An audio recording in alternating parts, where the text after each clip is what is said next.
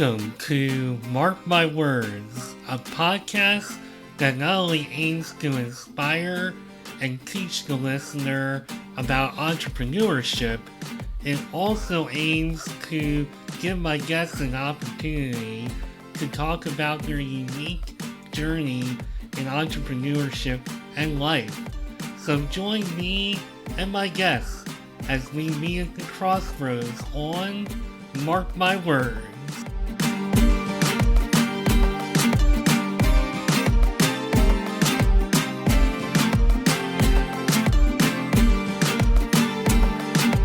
Today I have a guest who is going to tackle a difficult topic that I think many of us confront at some point in our careers, whether we realize it or not. And my guest today, Hannah Tackett, this is a topic that she really specializes in these days. And reading all of her material, the thing that really stuck out to me are the 3 points that, at least from my perspective, I'll let her speak to everything, but she talks about nourishment, boundaries, and alignment.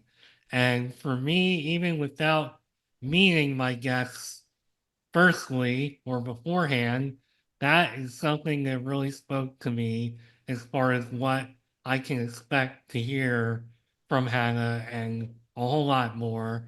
She has herself down as a Serene, as a career coach, obviously going into a lot more with health, mental health, and her company is Serene Success. And here with me today is Hannah Tackett. Welcome to Mark My Words. How you doing today? I'm doing great. Thank you so much for having me. I'm excited to be here and excited to talk about burning out because I know that there's just so many people I've encountered who were on the path to burnout and just never even knew it. Yeah, I am really interested because you say a lot of interesting things in all of your material that I read up on. And it's like when you're living your life and you're really working hard, like right now, I'm working a ton of hours and trying to juggle doing this show around working all that overtime. And just if I took all of this out and just said my job, I'd be like, "Oof, I don't, I actually, depending on the day, I'll be like today, I don't feel like I'm burning out.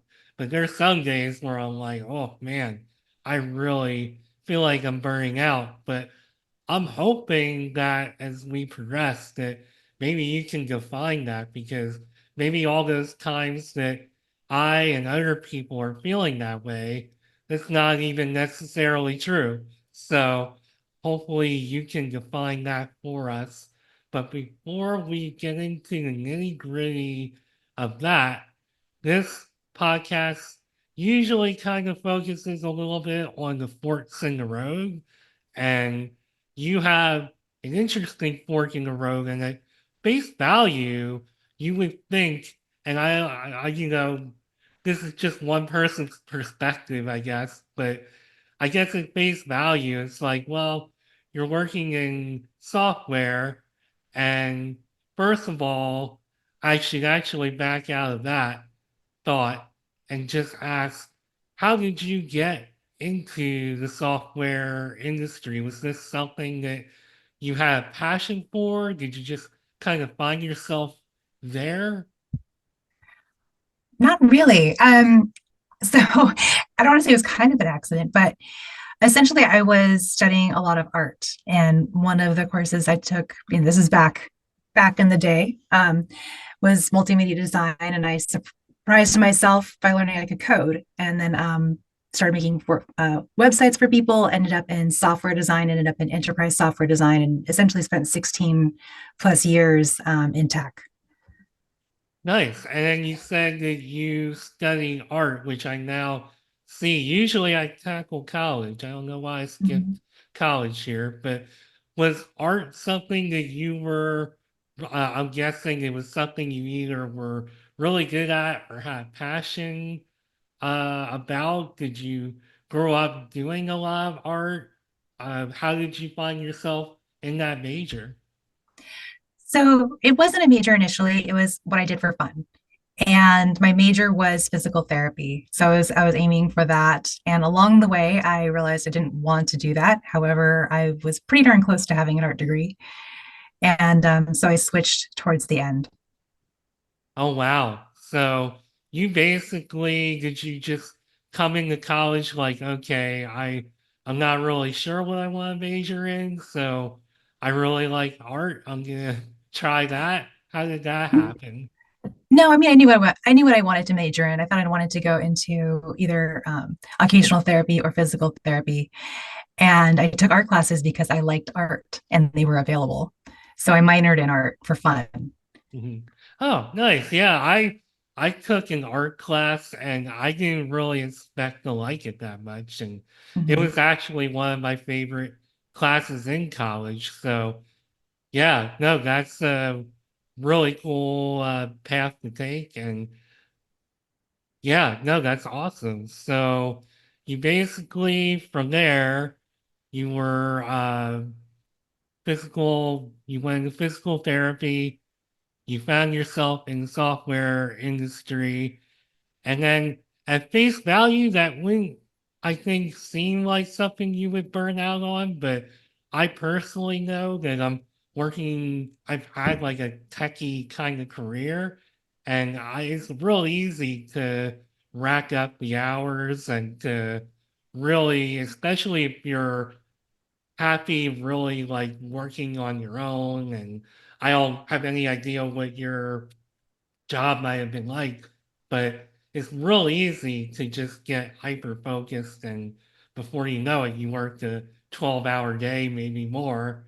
Uh, it might not seem like something though at face value that you might find yourself burning out on, but it sounds as if you did. Maybe you can tell the story on how that came about.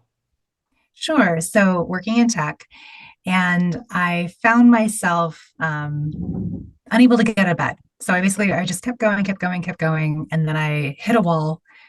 Could not get out of bed for months. And the reason that was so pivotal for me was at this point in time, like I had children, very young children. I had this career that I had, you know, put a lot of effort into building, and a marriage I cared about. There's a lot on the line. And so when I hit that wall, when I couldn't get out of bed, when I wasn't showing up for my life, I was terrified that everything that I'd fought so hard for was going to fall apart. And so I made recovering, ending burnout, recovering from burnout, and then making sure it never happened again, my highest priority. And then, so when I made that shift, like my focus shift to that being my highest priority, that was kind of the beginning of the journey for me that has led me to where I am today. Wow. So, how did you know? Uh, Basically, I guess what I'm trying to ask is, how do you know, or how did you learn in the long run or even in the short term that you were stressed or even burned out? So I like to think of burnout. So it's not a medical diagnosis, it's more of a colloquialism. And the way it happens, I think of it in stages because burnout isn't a sudden crash. It's really a silent buildup of stress over time. And stress by itself, we all know, is not necessarily bad, right? You can have good stress. You can be trying something new and be nervous about it. That's good stress. You could be at the gym working out, getting a sore muscle. That is good stress because it's building something up. When stress is no longer good is when becomes destructive.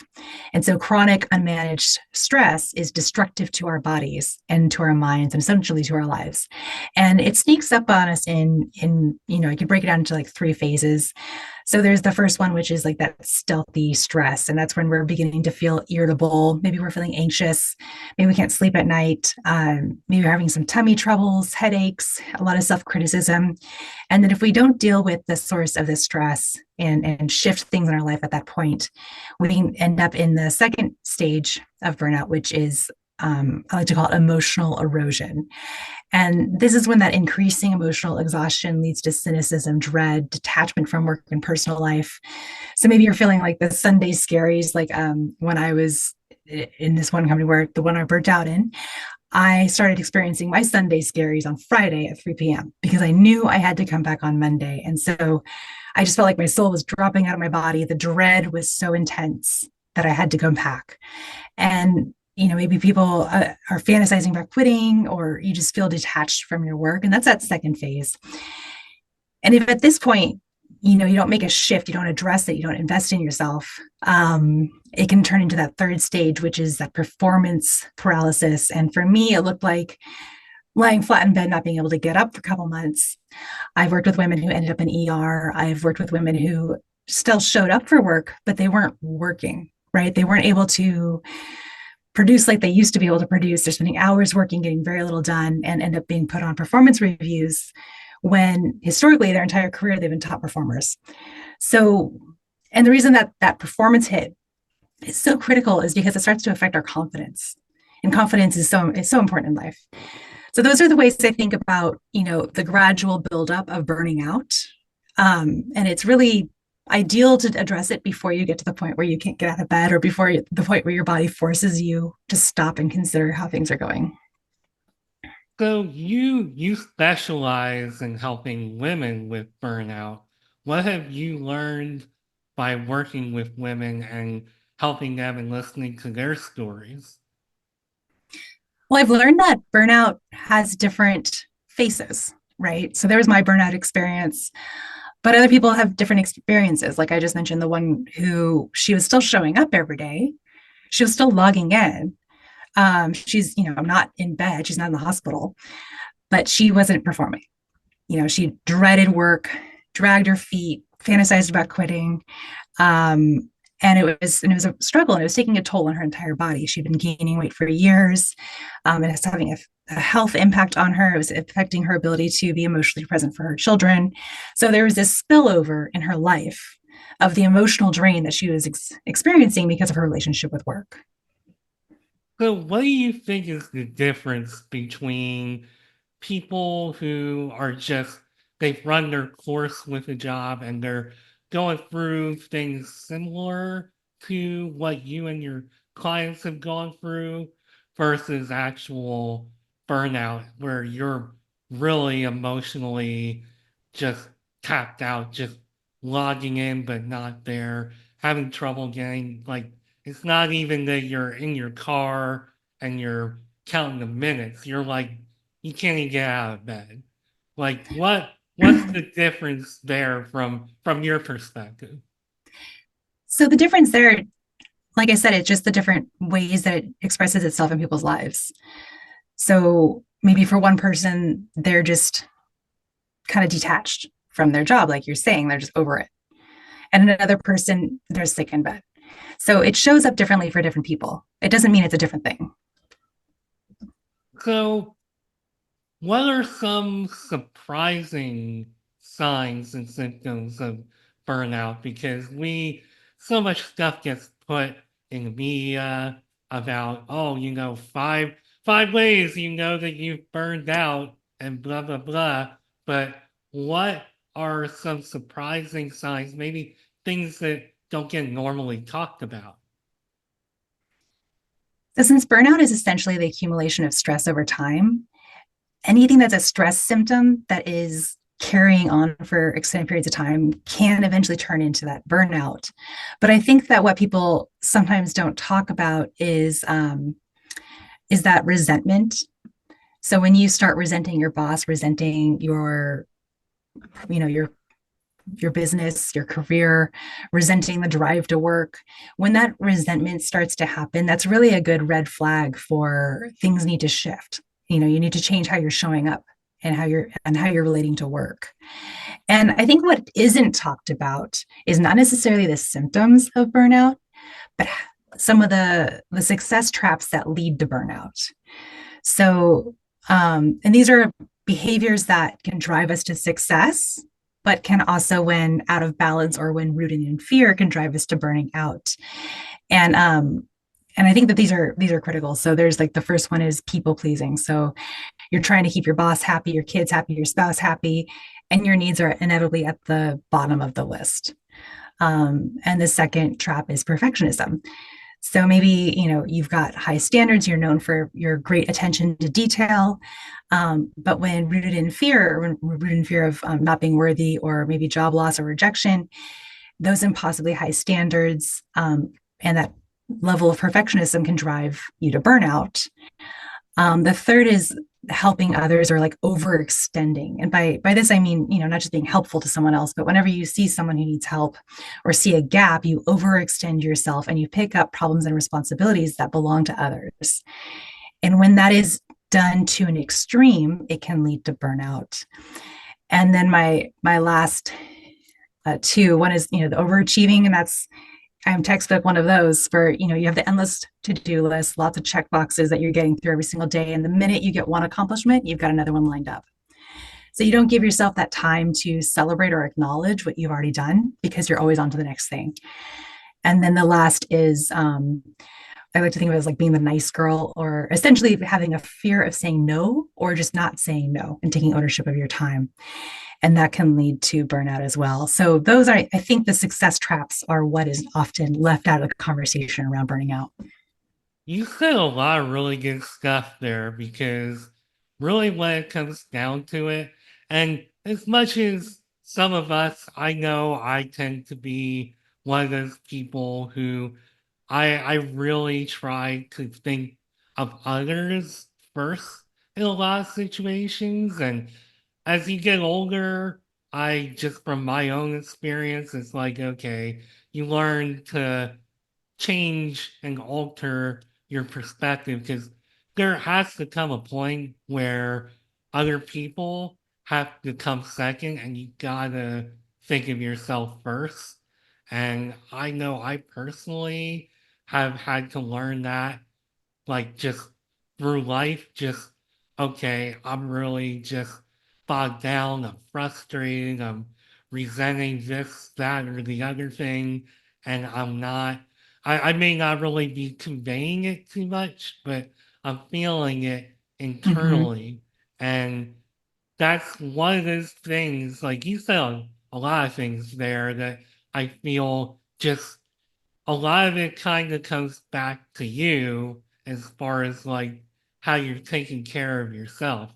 And it's so crazy sometimes, even right now for me, I'm working so many hours and I'm trying to do this show and trying to do a lot of other things and just trying to make sure everybody's happy. But I've actually put this show on little hiatuses because as much as I love doing it, it's like there comes a point where you just gotta say something's gotta go and Mm-hmm. something, you gotta just sometimes just when you clock out of work for the day, just sit in front of the TV or maybe not even sit in front of anything and just Mm-hmm. be quiet.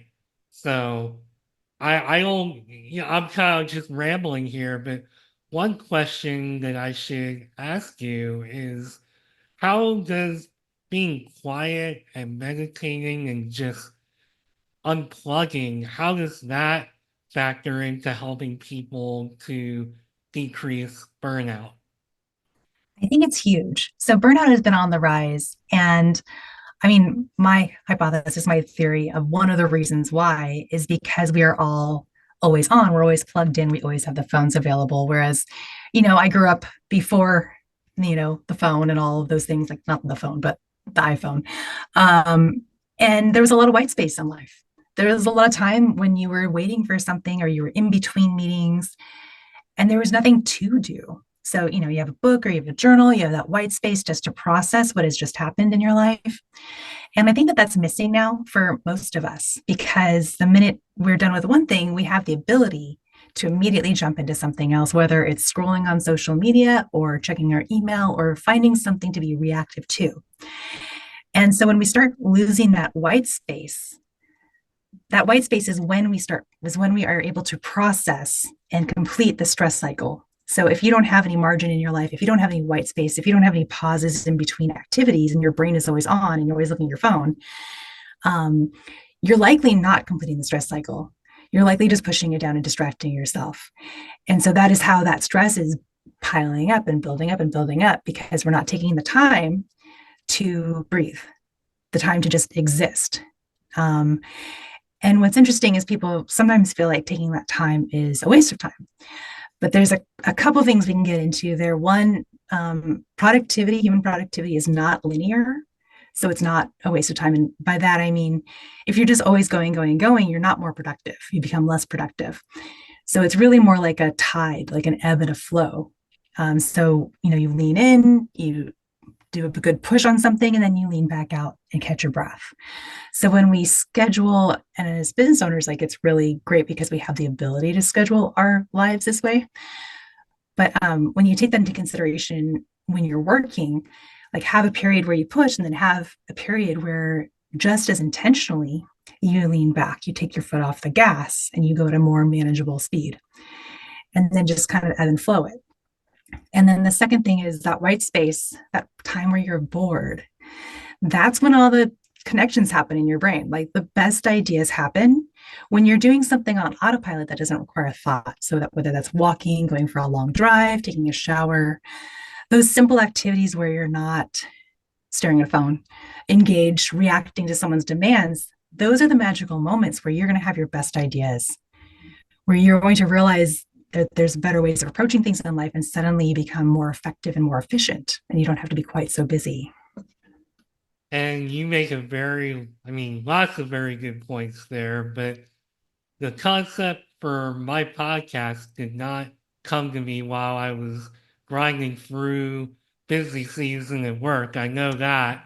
It came to me when I can't really pinpoint exactly, but I know that it didn't come during the work hours. It came off time, relaxing, just a lot of the concept for what I'm doing.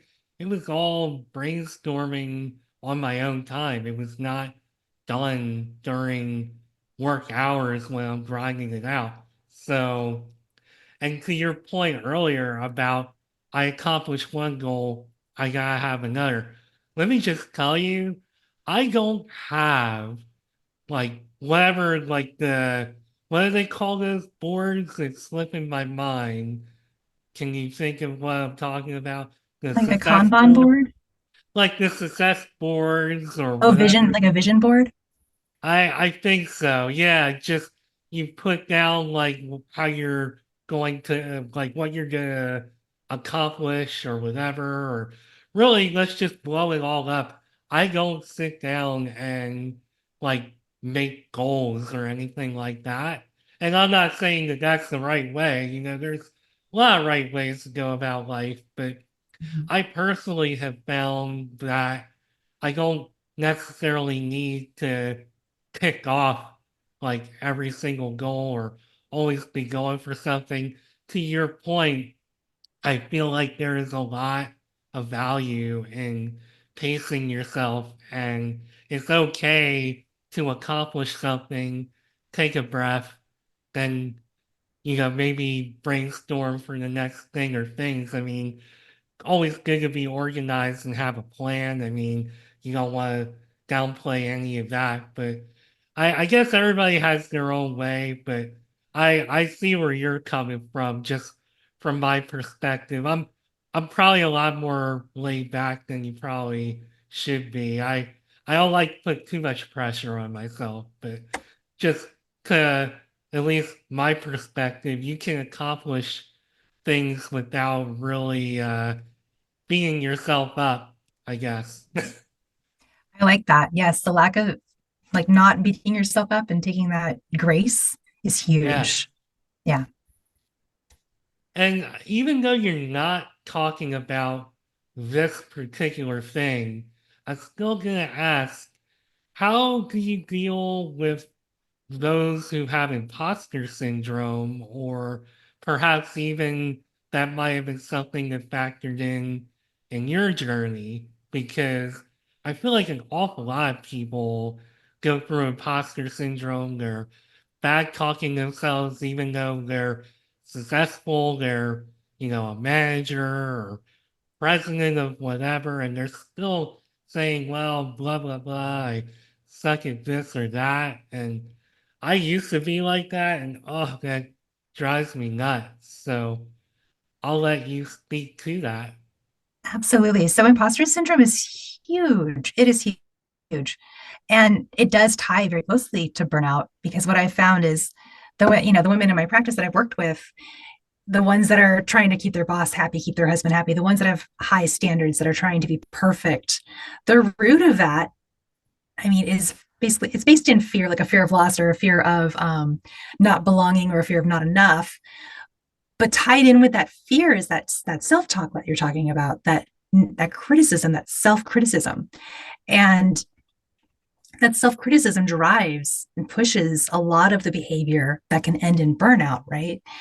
So yeah, so shifting that inner talk, that story from I am not enough, which is basically what it all is I'm not enough. It doesn't matter what I do, I'm still not enough, to I am enough, I am worthy, is a huge, it's a huge mental shift, and it takes practice. It takes practice to pull it off. But it absolutely can be done. And it's critical to be able to find that inner peace that we need to be able to enjoy the success that we have. So, what does it feel like to get to that point of I have at least some inner peace? Like I've actually made some headway on some of the issues that I'm having with burnout. It feels amazing.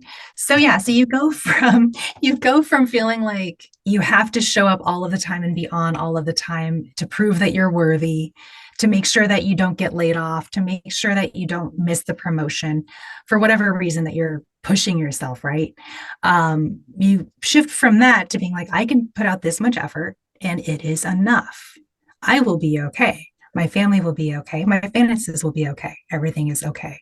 And it's a shift from like this fear, this fear-based activity, this fear of loss, fear of rejection, all these fears that are driving that, like you're saying, that negative self-talk. It's like critter brain in our head, just like trying to keep things uh safe for us, right? And shifting into a place where you're okay, and you will be okay, and you are willing to allow support into your life, that you don't have to prove that you're worthy because you are, and you can allow others to help you. And that's a big part of the transition, is beginning to outsource, delegate, and let go of things that we don't have to control. And delegation, I know just as a person who really works very, very hard and is very resourceful and independent, it's hard for me to delegate and let go of some things. And I, even myself, I feel like I have to be in control. Does that element play a role as far as just I'm in control? So I'm not going to delegate. I'm not going to let people know what I'm going through because if I do, I lose control. Yes, that's a big deal. So the control is your desire to, keep yourself safe, right? For whatever's driving you there. And when you realize that, and I went through that transition myself, like where I was like, I'm Superwoman, I'm known as the one that gets it done, I can do the work of five people, and that's why I'm valuable, right? That's what I thought.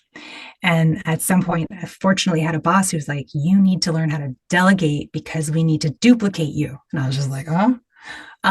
But it was a shift. I was like, okay, I'm going to intentionally give other people the tasks that are on my plate, and I'm going to coach them and help them if they need it, and watch them grow into it. Right. So it was practice, but I had to let go. I had to let go of thinking that I had to be the one to do it all. I also had to let go, not necessarily my standards, but like let go of the idea that they should do it the way that I would, or like as good as I could. And what I realized by doing that is you find people, not everyone, but you do find people who are better than you.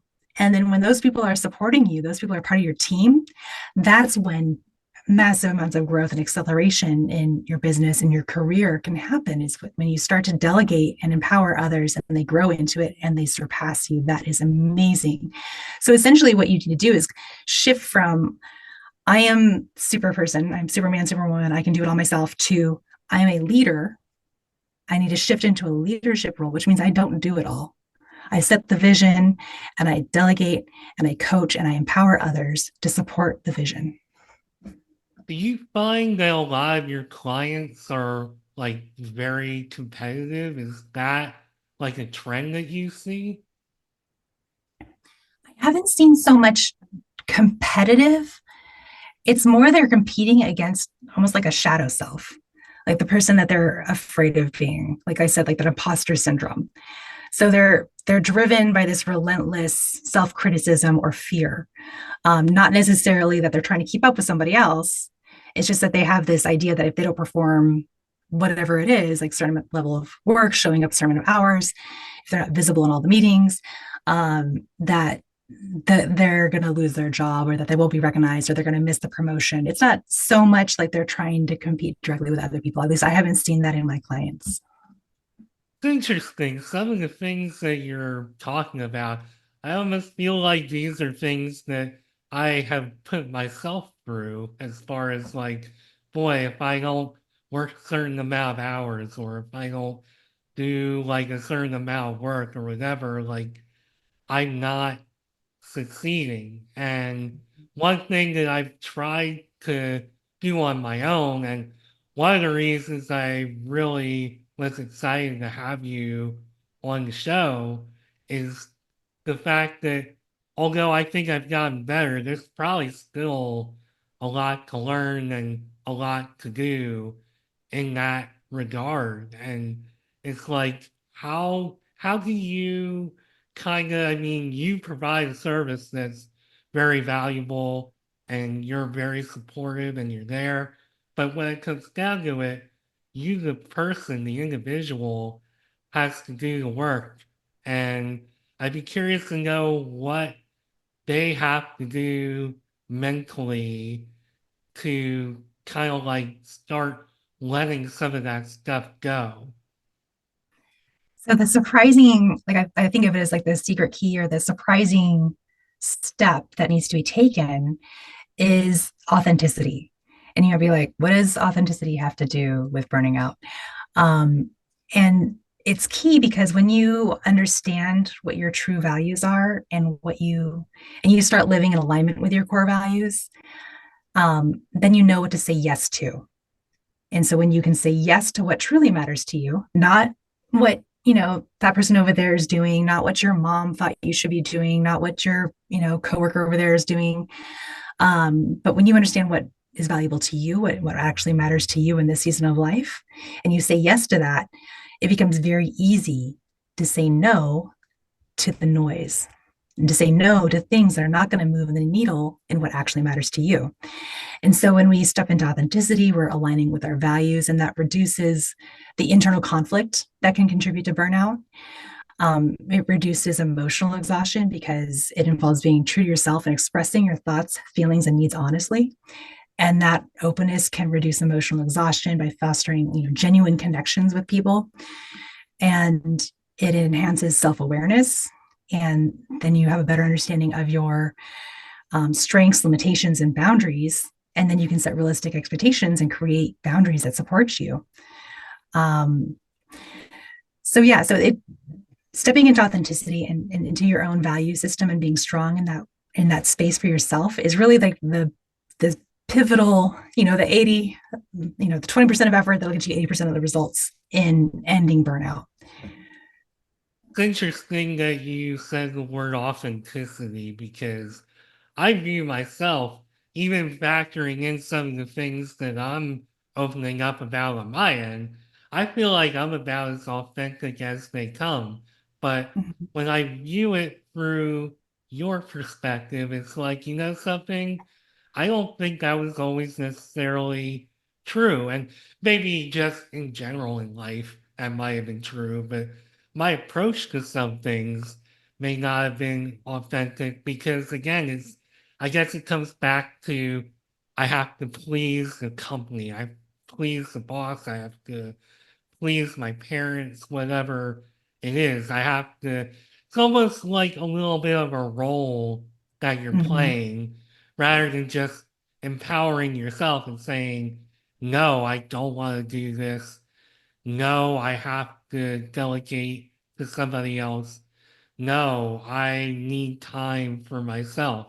Instead of just saying, well, I gotta say yes because I have goals that I need to accomplish. And it's something that I feel this is why one of the reasons I love doing this show because it gives me some self-reflection, hopefully others, but I mean, I love, just kicking stuff like this around in my own head, but it's amazing just the way you put that. Like, wow, for as authentic as I think I am, that's not necessarily always the case. So that's an amazing perspective, I think. And one thing before we get too far and run out of time, maybe you can, because I love these three words that I kind of latched onto to introduce you. I know you've talked a lot about nourishment, you've talked a bit about boundaries, and you talked about a little bit indirectly about alignment. I mean, are these three words, are they like pillars to you? How did you come up with those three words, those three topics as like the backbone of what you're doing? So yes, so the method that I use with my clients is I call it the peace method. And so the first step is pursuing your yes. And that's where you're stepping into authenticity and you're getting clarity on what matters to you and you ditch the shoulds. And so that, speaks to that authenticity piece of the puzzle there. The second step is energizing your being. And this is where we eat for energy, improve our sleep, connect with loved ones, make sure we are having joyful movement in our life, reset our nervous system, and release trauma. And that's that nourishment piece. The third step is asserting our voice, and that is learning how to ask for what you want and get it, learning the 5 ways to say no and gaining confidence and holding your space, and addressing sabotage. So that is that boundaries that you just mentioned. And then the C is claiming your surplus. So if you do, those three things, you're going to have more energy and you're going to have more time. And so we want to claim that surplus time and energy and focusing it onto what you really want to do in your life, onto whatever the next step is, whatever the vision is in your life. And then that's the last one is elevate your success and just making sure that you springboard into the right direction that's in authentic alignment with, your true dreams. So yes. So at the end of somebody's time being coached by you, what do you hope will be like the end result, other than obviously having peace and maybe success in the workplace?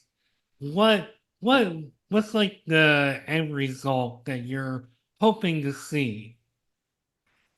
So it depends on the client. Everyone has like their own vision of what an ideal outcome will be, but some of them have been like, I want enough energy to get through the day.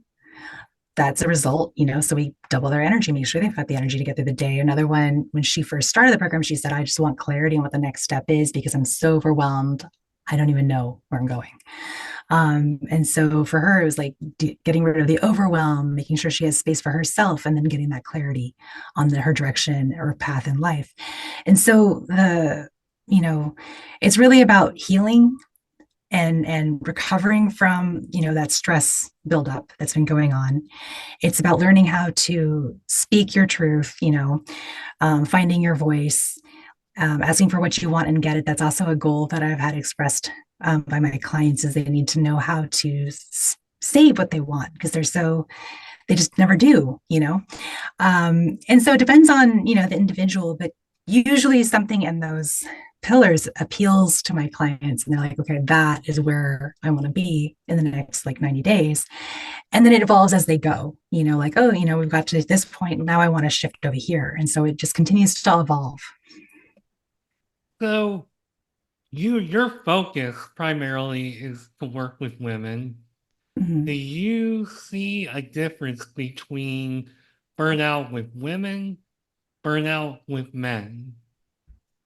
Other than that, more women are reporting burnout. I don't know because I do work just with women. but then men burn out as well, and I think that they burn out for the same reasons. Like there's those internal factors, there's external factors. It's like there's so many things that can go into causing a burnout. But yeah, men absolutely burn out. I think that it may be just as frequent as women. I don't know, but I know that more women are reporting it. And I know there's like hypotheses or theories. Well, maybe it's because women are burning out at a higher rate because oftentimes, as a woman, you end up with the second shift. So if you have children or parents to take care of, it tends to fall on the woman, not always. Or if there's a household to manage, it tends to fall on the women. Um, I know there's been a lot of progress made culturally in this area, but I think that's still going on, and I think that that could influence that burning out, as well as the fact that women are paid less than men. Because one of the external factors that can contribute to burning out is unfair compensation. And so I think that that could also be one of those factors. And compensation is not just monetary; it's also recognition and acknowledgement. So, So if what I'm hearing in at least that particular part of what we're discussing, and I think I'm stumbling over some of my words here because I feel like I can relate a bit to some of the struggle because I personally, so I think some of it for me as to why I see some of these points and can relate to them the way that I do is because from basically from some of the points you're making, women are tasked with having to really prove themselves a little bit more because of just the way everything is structured. And as somebody who was born with a cleft palate and lip and have had some of the struggles that I've had, and still, whether it's happening internally or maybe I'm seeing it externally, I still feel like I have a lot to prove. And I think that's what drives me to mhm, work insanely as I do. And really, it kind of like motivated me to create this show and to do some of the things that I'm trying to do for myself because I've had a great life and I've done a lot of really good things, a lot of really cool things, but sometimes I feel like if I were a different person, didn't have some of the obstacles that I have, maybe my life would have been a little bit different and maybe so much I would have had more success or whatever. Just I think my mentality would have been different just as far as like feeling that itch to like I gotta prove myself. They don't see me a certain way. That person doesn't, that company didn't. And mhm, I'm hearing your story and hearing what you're talking about, I'm like, boy, obviously I'm not a woman, so I can't really claim to see that perspective, but I feel like I can at least kind of see a perspective and that will, that drive, like I have to prove myself. mhm. And you're absolutely right. Like I know men who have burnt out, and a lot of it is rooted in the I need to prove myself wherever that came from in their life, like whatever that programming was. So I know it's out there. I just don't directly work with men who are burning out. And I think it's incredibly valid and definitely needs to be spoken to, so that men realize that they can reach out and they can get support and they can shift it. They don't have to burn out. They are worthy because they are. I think that we're all humans and that the process for healing is basically the same. Like, claim your yes, energize your being, assert your voice. All those steps, matter whether you're male or female, regardless of how we got this idea in our head that we're not worthy or that we have to prove ourselves. It's there, like, And you said one very important word as well that I think factors into all of our mentality, and that's programming. mhm, Programming is very important, whether it's your parents, you know, your friends, your colleagues, your enemies, whatever it may be. And at this point, I believe we're getting close to wrapping up. So if you want to tell everybody how they can find you, how they can work with you, that would be awesome. Absolutely. So, yeah, so if you've resonated with any part of our conversation today, whether you see yourself as the people pleaser or a perfectionist or an overachiever, and you're tired of contorting yourself just to find balance, then I've got something for you. And it's a cheat sheet designed to help you reclaim your time and energy, allowing you to cut your hours by 20% or more. And it's 7 principles. And even if you just pick one or two, you'll see a noticeable shift in your life. You'll find more time, more energy while still maintaining your top performer status. And, the principles are simple, but implementing them may not be easy. And that's why I also offer the opportunity to book a spot on my calendar and we can troubleshoot and figure out what is keeping you from the serene success that you're looking for, what's keeping you from ending the burnout. And you can find that cheat sheet at serenesuccess.net/pod. All right. Well, thank you very much for sharing your perspective and lots of great wisdom shared here today, and certainly giving me something to think about both on the fly and after I hit the stop button for sure. And just I knew when we made contact that this was going to be not only good for everybody in the audience, I knew it would be good for me to get this perspective. So I thank you very much for taking time out of your busy day to hang out and chat. Well, thank you so much for having me. It's been such an honor. No problem. Well, everybody, this was Hannah Tackett. She is a career coach, also deals very importantly with mental health and burnout. And she is of Serene Success. And I am Mark Schmidt of Mark My Words. Thanks again to Hannah for joining us. And I thank you for listening.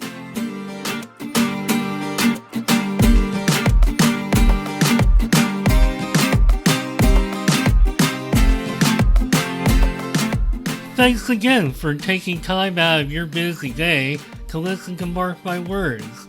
If you would like to connect with me beyond the show, you can find me on LinkedIn at Mark Schmidt, where I will be talking about entrepreneurship, careers, and anything else that is on my mind.